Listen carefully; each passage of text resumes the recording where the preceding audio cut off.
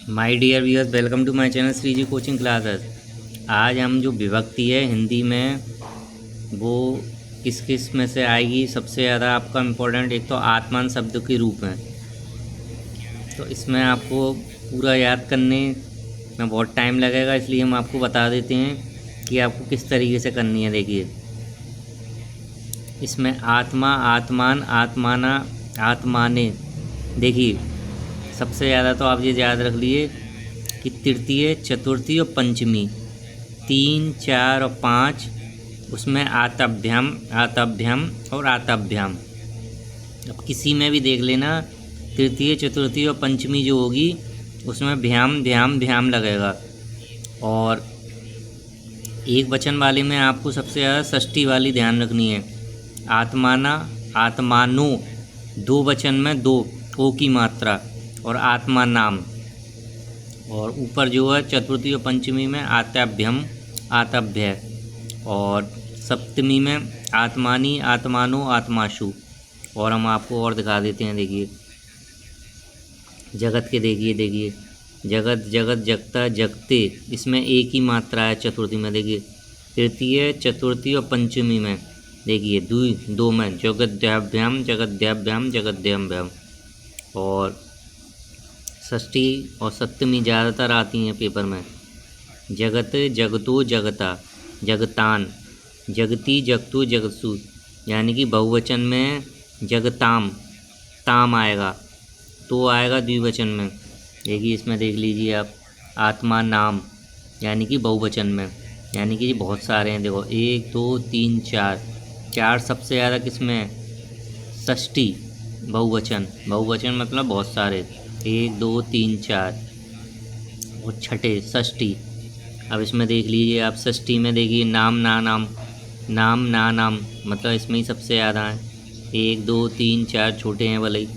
तो इस तरीके से आप कर सकते हैं। देखिए, जगतम, षष्ठी में ही देखो सबसे ज़्यादा है 4, 1, 2, 3, 4। तो इस तरीके से आप कर सकते हैं, सारे आपको याद नहीं होंगे। देखिए, तृतीय, चतुर्थी, पंचमी तो फिक्स है द्विवचन में, सरिद्याभ्याम, सरिद्याभ्याम, सरिद्याभ्याम। और पंचमी में सरित है, सरिद्भ्य, सरिद्भ्य। तो इस तरीके से आप याद कर सकते हैं। देखिए, राजा में भी देख लीजिए, तृतीय, चतुर्थी, पंचमी में फिक्स हैं, राजाभ्याम, राजाभ्याम। और बहुवचन में राजभ्य, राजभ्य और राजभी। षष्ठी और सप्तमी आप ज़्यादातर देख लेना, उसी में से आपको मिलता है। तो एक बार हम ये दिखा देते हैं आपको। देखिए, तृतीय, चतुर्थी, पंचमी में जाभ्याभ्याम, जाभ्याभ्याम, जाभ्याभ्याम में जाभी, जाभ्या, जाभ्या। जश्या, जश्चु, जासमाम, म, षष्ठी में जाश्राम। तो इस तरीके से आप याद कर सकते हैं। इसके बाद हम आपको बता देते हैं रस, छंद, अलंकार। देखिए, श्रृंगार रस, श्रृंगार रस, श्रृंगार, हास, करुण, बीत, रौद, भयानक, बीय, शास्त्र, वैसल, रसादस। ये 10 रस होते हैं हमारे। रसों के जो प्रकार होते हैं वो 10 होते हैं। श्रृंगार, श्रृंगार रस का स्थायी भाव रति। जब श्रृंगार करेंगे तो प्रेम, प्रेम वाला है जो श्रृंगार रस का जो स्थायी भाव होता है वो रति होता है। और देखिए, इसमें आपको मेन याद रखना है, इसमें नायक और नायिका श्रृंगार करते हैं, रति प्रेम।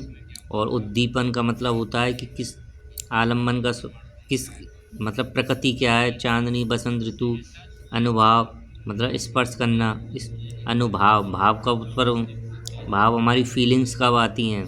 जब हम छूते हैं। आलिंगन, अवलोकन, मुस्कान, अश्रु, इससे हमारे। और संचारी भाव जी हैं हमारे, निर्वेद, हृदय। तो इसमें हमारा 2 तरह के होते हैं। संयोग श्रृंगार, दुल्हे श्री नाग बने दुल्ही सी शिव मंदिर भाई, इसको आप याद कर सकते हैं। और यूट्यूब में बहुत शॉर्ट में भी अच्छे देते हैं, वो आप देख सकते हैं। हमने आपको ट्रिक से समझा दिया। वियोग में क्या होता है? अलग होना। तो इस तरीके से आप। हास्य रस में क्या होता है? जब किसी वस्तु को भेषभूषा देखकर हमको हंसी, इसका स्थायी भाव हास्य है। आलम्बन, विकृत वस्तु अथवा व्यक्ति। उद्दीपन ये होते हैं। और अनुभाव। और करुण रस में शोक होता है, इसका एक आप उदाहरण जरूर देख लेना। वीर रस में वीरता होती है, उत्साह, आलम्बन। और शांत रस में हमारा निर्वेद होता है, स्थायी भाव। मस्त मस्त हुआ मेरा क्या डोले, हीरा पाँव कठियाए बार बार क्या खोले। तो ये आप याद कर सकते हैं। इसके बाद आता है हमारा रौद्र रूप में क्रोध होता है। उस काल मारे क्रोध से तनु कांपने, उनका लगा मानो हवा वेग से सोता हुआ सागर जगा। अब हम आपको अलंकार जो होते हैं उनके बता देते हैं। देखिए इस साल के लिए हमारा सबसे मोस्ट इम्पॉर्टेंट अलंकार है अनुप्रास अलंकार। यहाँ एक ही शब्द की आवृत्ति बार बार होती है। इसको याद कर सकते हैं आप। सब सुमरन सुक्कर सुजस न घेरा, सा सहारा जा और बहुत हैं, चारू चंद की चंचल किरण खेल नहीं थी जल थल में। ये भी कर सकते हैं आप। इसके भी 5 भेद होते हैं। और जमक अलंकार में क्या होता है, जहाँ हमारा युग्म होता है लेकिन दोनों के अर्थ अलग होते हैं। जैसे कहे कभी बेनी ब्याल की चुराए लीनी बेनी, जा आप ये भी कर सकते हैं। काली घटा का घटा घमंड घटा, काली घटा में हो गया बादल और घटा मतलब कम हो गया, ये भी कर सकते हैं। श्लेष अलंकार में क्या होता है, 2 या 2 से अधिक भिन्न अर्थ होते हैं, श्लेष अलंकार करते हैं। सुमरन को ढूंढन फिरत कभी व्यभिचारी चोर। अब सुमरन यहाँ पर कई अर्थ ले, एक वर्ड एक है लेकिन अलग अलग है उनके मतलब। तो व्यभिचारी और चोर कभी है इसमें।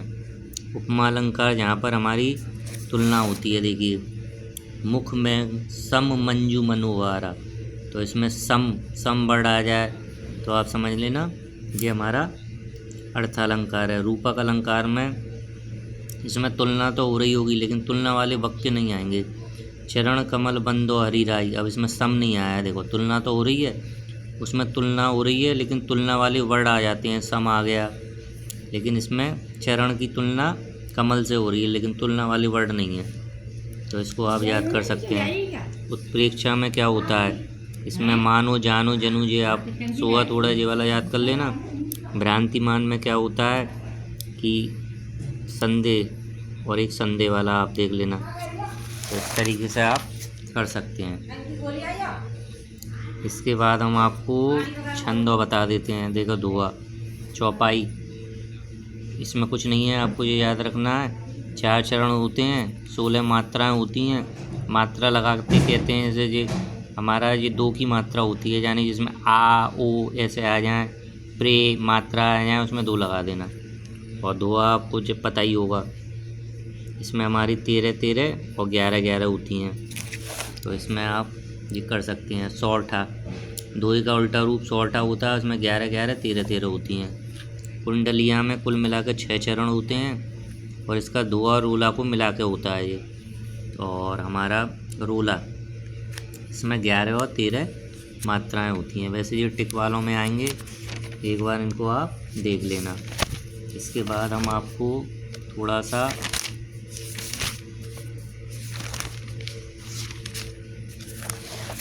अनेक शब्द के एक शब्द जितने होते हैं, देखिए जिसका करना इच्छा पर निर्भर हो ऐच्छिक।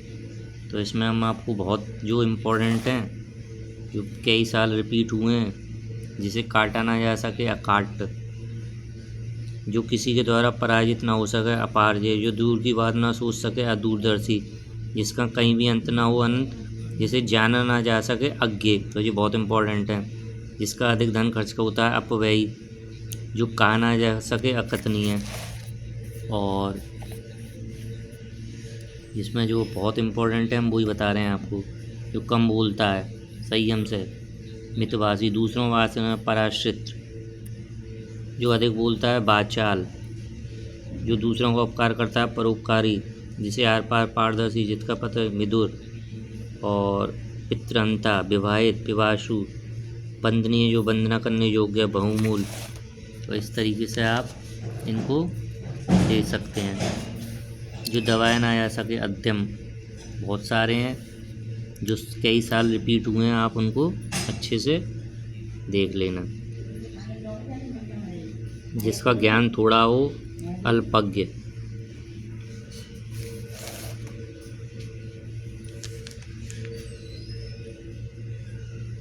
तीव्र बुद्धि वाला, धर्मनिष्ठा धर्मनिष्ठ, और जीवित रहने की प्रबल इच्छा जिजीविषा, जिसका दमन करना और कठिन हो दुर्मनीय। इस तरीके जानने की इच्छा रखने वाला जिज्ञासु, देखिए कितने साल आया है। और उपकार को मानने वाला कृतज्ञ, और उपकार को ना मानने वाला कृतघ्न, इन दोनों को आप अच्छे से कर लेना।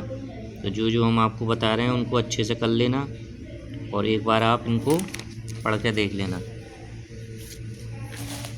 देखिए, जो पढ़ा लिखना जानता हो साक्षर होता है वो।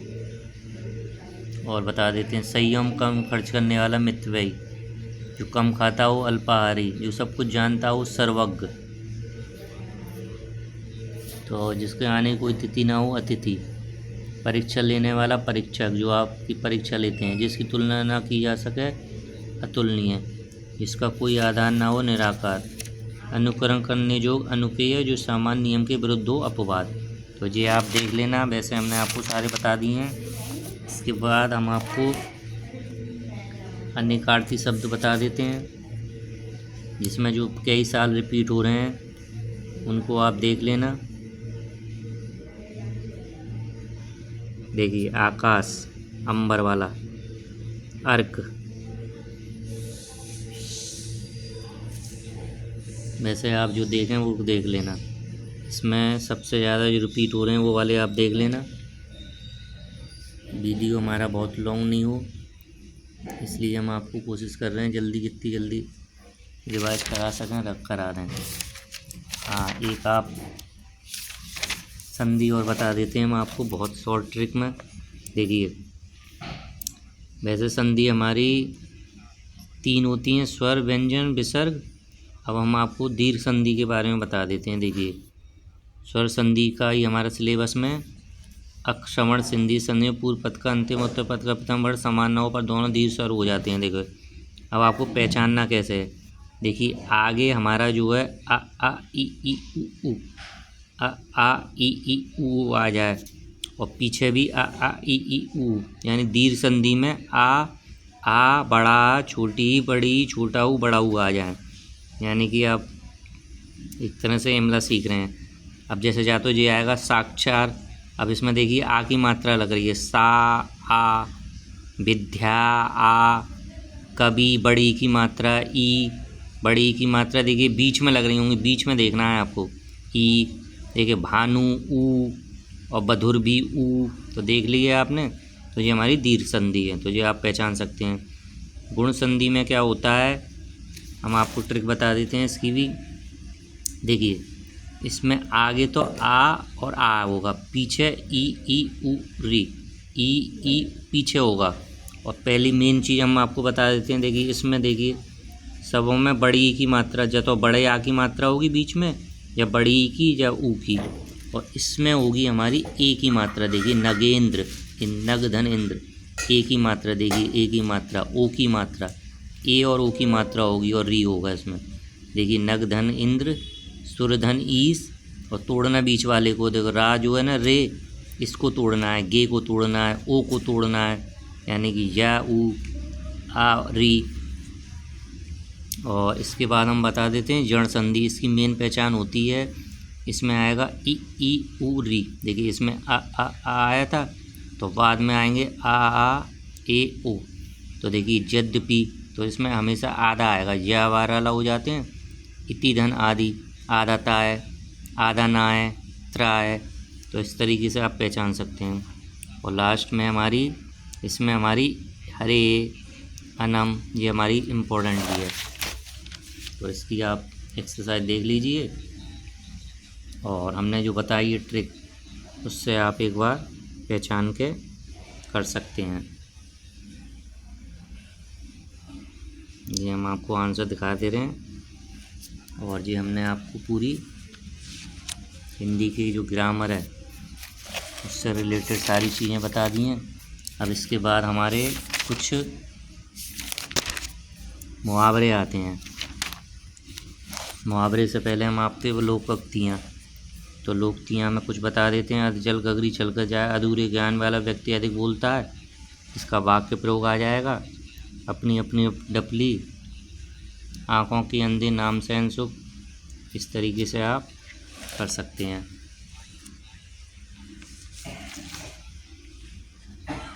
ग्रामर हमारी 8-10 नंबर की आती है।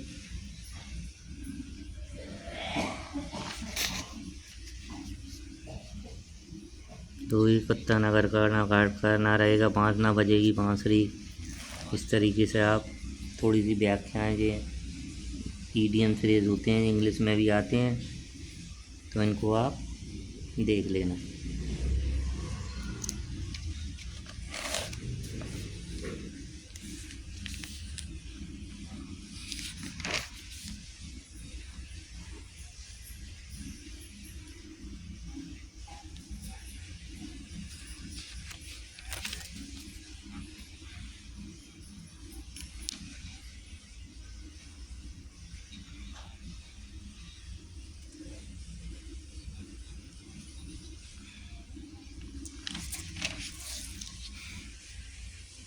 इसके बाद हम आपको कुछ थोड़े से शब्द रचनाएं जो होते हैं, देखिए संधि हमने आपको बताई दी हैं, संस्कृत में विभक्ति आपको बताई दी हैं कैसे पहचाननी है। एक थोड़ी सी विभक्ति के बारे में और बता देते हैं हम। जैसे इसमें आपको प्रथमा विभक्ति जो होती है उसमें तट तटी तटम द्रोणो जैसे 1 2 संख्याएँ आ जाएंगी, संबोधन आ जाएगा। द्वितीय विभक्ति में क्या होता है अमित सब और इस तरीके से, जैसे विद्यालम विद्यालय के, गांव के, गुरु शिष्य के से पहचान सकते हैं आप, द्वितीय विभक्ति है। सा पादेन पैर से, नेत्रण आँख से, इससे आप पहचान सकते हैं तृतीय विभक्ति है। वैसे विभक्ति पुत्रिण पुत्र के साथ, लक्ष्मण लक्ष्मण के साथ। चतुर्थी में गणेश जी को, इंद्र के लिए या को, मुझे लड्डू अच्छा लगता है हरि को। इस तरीके से आप देख सकते हैं। वैसे इनका कोई काम नहीं है, लेकिन जो हमने आपको रूप बताए थे उसकी ट्रिक बताई थी वो आप कर लेना। इसके बाद हमारा क्या रहता है, शुद्ध और अशुद्ध शब्द रहते हैं, वो आप पूछे हैं एग्ज़ाम। देखिए श्याम और मोहन बात कर रहा है। श्याम और मोहन बात तो एक बात होती है, बातें। प्रधानाचार्य ने हस्ताक्षर कर दिए, प्रधानाचार्य ने हस्ताक्षर कर दिए, कर दिया नहीं। तो ये आप पहचान के कर सकते हैं। इनमें इतना आपको थोड़ा सा पढ़ने के बाद आपको समझ में आ जाएगा। ये 2020 में आए थे और ये हमारे 2019 में आए थे, तो इससे आप और आइडिया ले सकते हैं। ये हमारे 2017 में आए थे। इसके बाद हम आपको पत्र बता देते हैं, पत्र कैसे लिखना है आपको। अब पत्र जो आएंगे, या तो प्रार्थना पत्र आएगा, जैसे जिलाधिकारी को पत्र लिखना है तो सबसे पहले आपको कुछ नहीं करना, ऊपर सेवा में जिलाधिकारी महोदय उद्यान और डेट लिख दी है। विषय क्या है वो लिख देना है। तो इतना करने पे भी आपको 1.5-2 नंबर मान मिल जाएंगे। अब आपको इसमें पता है जिसको लिखना है उसका एड्रेस, यहाँ डेट और यहाँ विषय। अब देखिए महाशय, मैं अपने ग्रामवासियों को इसमें मैं कहता हूँ कि मिलजुल कर जीवन के बाण पीढ़ी जो भी है इसको आप पढ़ सकते हैं। देखिए एक और बता देते हैं हम आपको। सेवा में मुख्य चिकित्सा अधिकारी कुशीनगर उत्तर प्रदेश, दिनांक लिख देना, विषय लिख देना और उसमें आप थोड़ा सा अपना बता देना। एक तो आएगा हमारा, और इसके बाद हमारा आता है नियुक्ति पत्र। तो नियुक्ति पत्र में जैसे लिपिक पद पर आ जाए तो इसमें आपको किसको देना है। सेवा में प्रबंधक महोदय आर उच्च विद्यालय उन्नाव, और विद्यालय में लिपिक पद के किसी के लिए भी रिलेटेड आ जाए तो आपको सबसे पहले क्या करना है, आप प्रकाश विज्ञान में ज्ञात हुआ कि किसी न किसी चीज़ से प्राप्त हुआ होगा, लिपिक का पद खाली है, इस पद पर सेवा के लिए इच्छुक हूँ। तो आपको कुछ नहीं करना, एक तो ये परीक्षा उत्तीर्ण वर्ष, श्रेणी और बोर्ड ये लिखने हैं, और अपना थोड़ा सा जो कार्य अनुभव है वो लिख देना है। अगर 2 ही के चांस हैं, एक तो लिपिक के और एक मैनेजर के। जब हिंदी प्रवक्ता वगैरह का आ जाए तो उसके बारे में आप थोड़ा सा जी डिटेल ज़रूर लिखनी है, तो इसमें आपको अच्छे मार्क्स मिलने के चांस हैं। और इसके बाद हम आपको बता देते हैं इस साल के लिए निबंध जो है। निबंध में आप अगर सूक्तियाँ लिखते हैं तो बहुत अच्छा है, जैसे लोकतियाँ या सूक्तियाँ लिखते हैं तो इसके आपको मार्क्स बहुत अच्छे मिलेंगे। पराधीन सपने सुखनाई, आपका अंदर आप पछताओ क्या चिड़िया की गई खेत, इस तरीके विद्या धनम सर धन प्रदान श्लोक भी लिख सकते हैं आप, तो इससे आपको अच्छे मार्क्स मिलेंगे। तो निबंध में हम आपको बता देते हैं इस साल के लिए, एक तो आप